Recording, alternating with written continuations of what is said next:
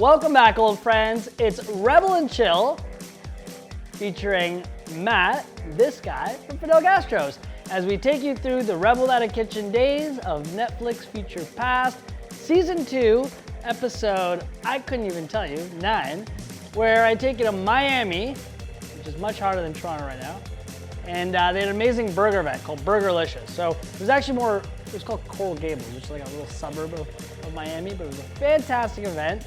I was asked to make some cheeseburgers in the middle of a field, and it was against all these other local restaurants. So I was actually the only non-Floridian burger joint. But enough about that, on to the video.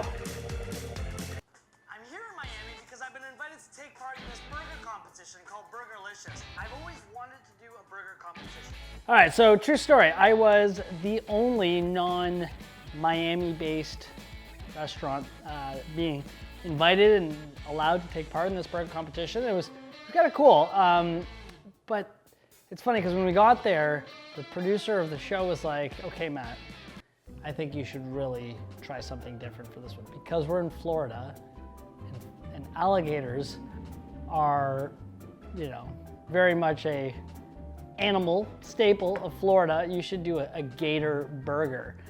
And I've eaten alligator meat before. It's mainly like fried into like little nugget bits.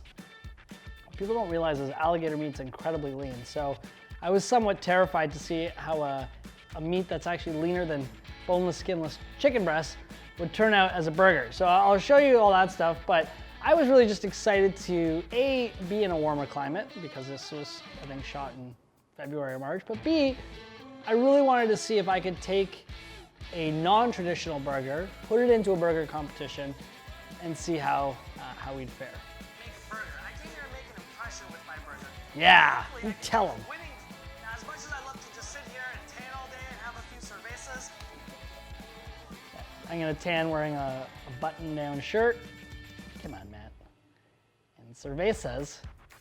actually I gotta work. So now I'm about to meet Mark, who's not only the president of the Chamber of Commerce of Coral Gables, but also the founder of Burgerliscious. Okay, this is the best part about Mark. So we met at an alligator plane, is that what they're called? Where you take those little airboats and you through the swamps, the Everglades. We were going through the Everglades.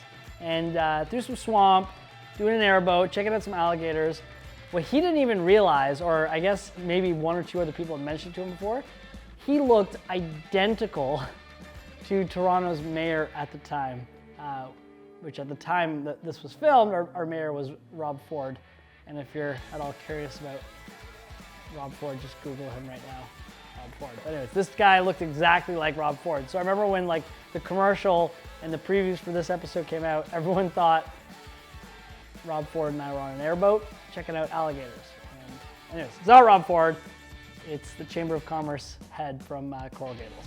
Hey Mark, how are you? Hey Matt, welcome. Welcome to sunny South Florida. All right, see what I mean? Rob Ford. I'm just saying. Hi. We're here at this great alligator farm, which I thought might provide you a little bit of inspiration for your Burgerliscious creation.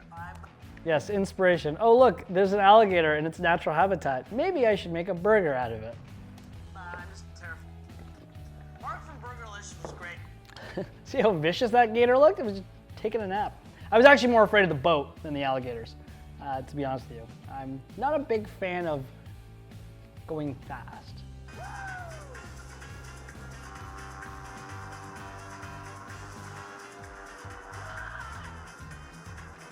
I was so scared.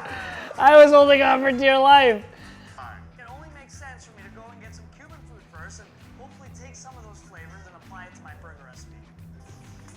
So yeah, Cuban food, Miami, very prominent. In fact, a lot of chefs told me the best Cuban food can be found in Miami because of all the expats there. So we as in Kai and I, were so fortunate that we met a chef years ago in Miami, Chef Norman Van Aken, and the guy's a legend. If you've never heard of him, definitely check him out because he can be coined as the inventor or the person who popularized the notion of fusion food.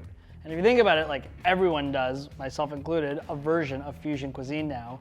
And to say that you were the first or one of the first to really popularize that style of cooking is wow, like what an achievement. So we had met years earlier, and we had met up with him again to shoot this episode, and we went to a restaurant.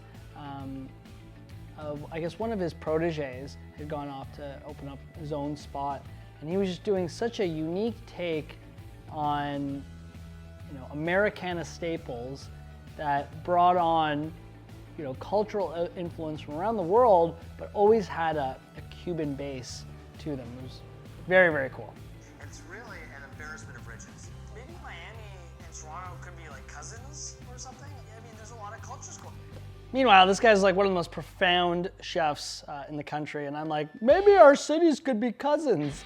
My favorite part about the Magic Box is that not only is it family owned, but it's the same recipe that's been pumping those fritos out over and over again. All right, so the Magic Box, literally a frita is a Cuban style burger. It's a very dense bun. Sometimes it's a pork patty, sometimes it's a beef patty, but it's hit with like a Roja ketchup, which has got some peppers infused into it.